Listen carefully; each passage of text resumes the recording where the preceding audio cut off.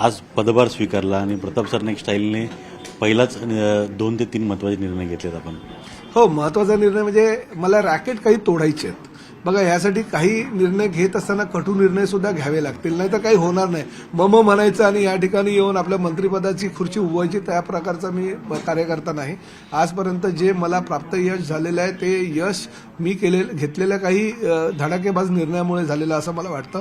त्यामुळे हे जे रॅकेट आहे म्हणजे खाजगी बसेसचं रॅकेट किंवा बदल्यांचं रॅकेट, हे रॅकेट पूर्ण मोडायचं आहे. मी पहिलाच निर्णय हा घेतला की ऑनलाईन बदल्या करा. आरटीओमध्ये तर होत्याच, परंतु एसटी महामंडळामध्ये सुद्धा ऑनलाईन बदल्यांचा निर्णय घेतला. खरोखर ज्या कर्मचाऱ्याला बदलीची गरज असेल, खरोखर कुटुंबिक काही प्रॉब्लेम असतील किंवा काहीतरी माझ्याकडे यावं, आम्ही त्या बाबतीतला निर्णय घेऊ. परंतु सरसकट ऑनलाईन सगळ्या सरसकट प्रत्येकाच्या बदल्या, लाईट ड्युटी प्रत्येकाला पाहिजे, मग घरी बसायचं, एक महिना घरी कामावर न जाता पगार घरी बसून घ्यायचा, हे प्रकार आता चालणार नाही. कुछ पाने के लिए कुछ खोना पडता है. कठोर निर्णय घेतले, त्याची जबाबदारी सुद्धा प्रताप सरनाईक घेईल आणि हे निर्णय घेत असताना प्रवाशांना काही सुविधा देता येईल का यासाठी मी प्राधान्य देईल. पण आपल्या खात्यातला सर्वात महत्त्वाचा दुवा आहे तो एसटी कर्मचारी. एसटी कर्मचाऱ्याला चांगले दिवस यावेत, चांगल्या सुविधा मिळाव्यात. आपणही हालअपेष्टा भोगलेल्या आहेत आणि कालच आपण जेव्हा मंत्रिपद आपल्याला हे जाहीर झालं त्यावेळेस आपण ठाण्यामध्येच जाऊन एका एसटी डेपोमध्ये जाऊन पाहणी केली. तिथली पाहणी पाहिल्यानंतर काय वाटतं, त्यांना सुविधा मिळायला पाहिजे. काही मंत्री काय करतात की अधिकाऱ्यांना सांगतात की बाबा आपण 4 तारखेला 2 तारखेला किंवा जी तारीख निश्चित होते त्या तारखेला ह्या डेपोची पाहणी करणार आहोत, ह्या आगाराची पाहणी करणार आहोत. तसं करायचं नाही.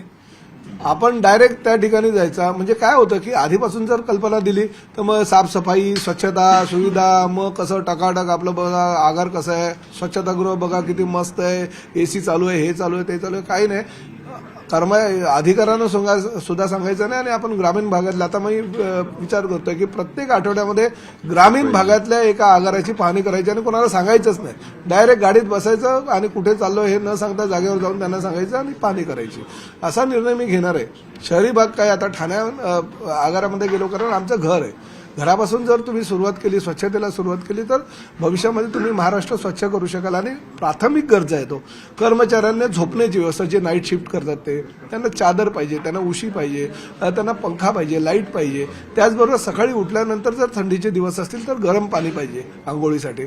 हे जर आपण देऊ शकत नसू, प्रवाशांना जर प्रत्येक जण काही बिस्लरी किंवा मिनरल वॉटर घेऊ शकत नाही, प्रवाशांना आपण स्वच्छ पिण्याचं पाणी देऊ शकत नाही, महिलांना शौचालयाची व्यवस्था, प्रसाधनगृह चांगली असली पाहिजे, स्वच्छता असली पाहिजे आगारामध्ये, ह्या फक्त 4-5 सुविधा आहेत. बाकी अजून काय अपेक्षा लोकांना असतं.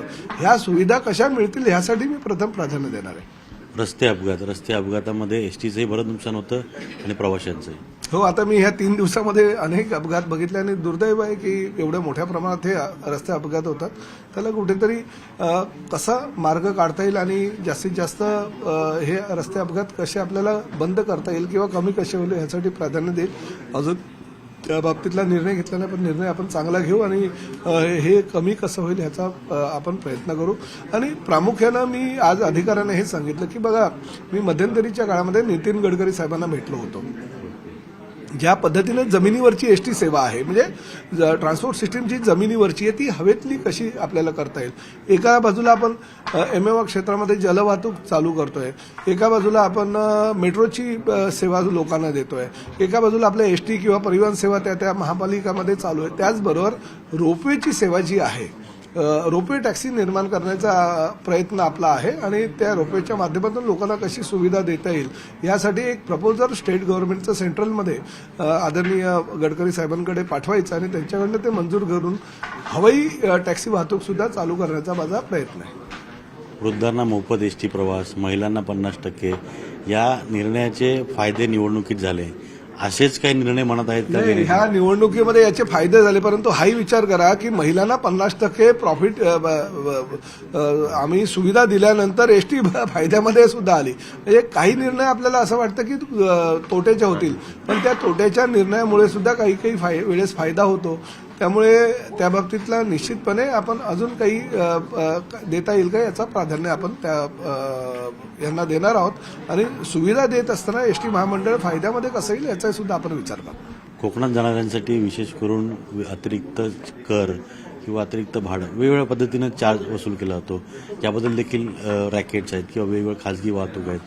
याबाबत काही अद्यापर्यंत काही निर्णय झाले नाही, परंतु आता हा पहिलाच दिवस आहे चार्ज घेण्याचा, त्यामुळे याच्यानंतर काही जेव्हा चर्चा होतील, बैठका होतील, याबाबतीतले निर्णय केले जातील. मंत्र्यांची दालनं, मंत्र्यांना मिळालेले बंगले, अनेक मंत्री नाराज आहेत. प्रताप सरनाईक आहेत नाराज. या सगळ्या मंत्र्यांपैकी सगळ्यात जास्त समाधानी आणि खुश जर कोणी असेल तर प्रताप सरनाईक असेल.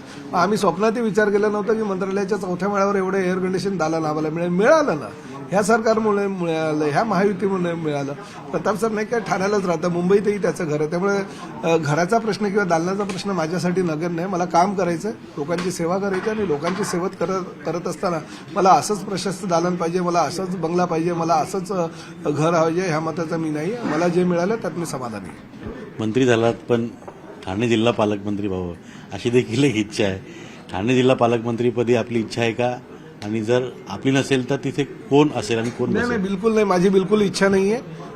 पालकमंत्री या राज्यामध्ये कुठल्याही जिल्ह्याचं मला दिलं तरी चालेल, नाही दिलं तरी मला चालेल. मला परिवहन सेवेसारखं महत्त्वाचं खातं दिलं माझ्या पक्षानं, त्यामुळे मी त्यात समाधानी आहे. आणि दुसरं असं आहे की ठाणे जिल्ह्याचा जर तुम्ही विचार केला तर ठाणे जिल्ह्याचा पालकमंत्रीपद हे एकनाथ शिंदे साहेबांकडेच असायला पाहिजे, ह्या मताचा मी आहे. आमचा शिवसैनिक त्या मताचा आहे, कारण ठाणे जिल्हा शेवटी शिवसेनेचा जिल्हा, धर्मवीर आनंद दिघे साहेबांचा जिल्हा असं संबोधलं जातं. आणि तुम्ही जर गेल्या अनेक वर्षाचा पालकमंत्रीपदाचा कार्यकाळ शिंदे साहेबांचा बघितला तर ठाणे जिल्ह्याला जास्तीत जास्त सुविधा मिळाल्या, ठाणे जिल्ह्याला जास्तीत जास्त निधी मिळाला, ठाणे जिल्ह्याला जास्तीत जास्त इन्फ्रास्ट्रक्चरमध्ये प्राधान्य मिळालं आणि ते फक्त शिंदे साहेबांच्या कार्यकाळात मिळालं. त्यामुळे ते जरी तयार नसेल तरी मला त्यांच्याकडे मागणी असेल की त्यांनी ठाणे जिल्ह्याचा पालकत्व स्वीकारावा. प्रताप सरनाईक यांचा राजकीय प्रवास आणि राजकीय पक्षांचा प्रवास पाहिला तर शिवसेनेत नसतात तर आमदार आणि मंत्री झाला असतात. हे बघा, आता हा राजकीय प्रवास असतो, कोण कुठल्या पक्षात कुठे होतो असं नाही. कधी कधी मध्यंतरीच्या काळामध्ये नागपूर अधिवेशनामध्ये अजितदादा पवार एकदा असं म्हणाले होते, अरे या सभागृहामध्ये बघा रे, राष्ट्रवादी काँग्रेसची निर्मिती 1999 साली झाली, तेव्हापासूनचे किती राष्ट्रवादीचे आमदार ह्या सभागृहात आहेत, 145 होत आहेत का बघा. म्हणजे ते हास्य विनोदात बोलले होते. परंतु हा प्रवास असतो प्रत्येकाचा, प्रत्येकाला प्रत्येकाच्या प्रवासामध्ये योग्य वेळी योग्य निर्णय घेतल्यामुळे कदाचित कुणाला तरी न्याय मिळत असतो.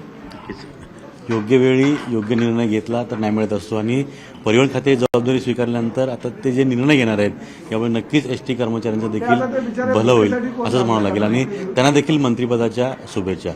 Video journalist Sachin Ajit Mandhare, news 18 Lokmat, Mumbai.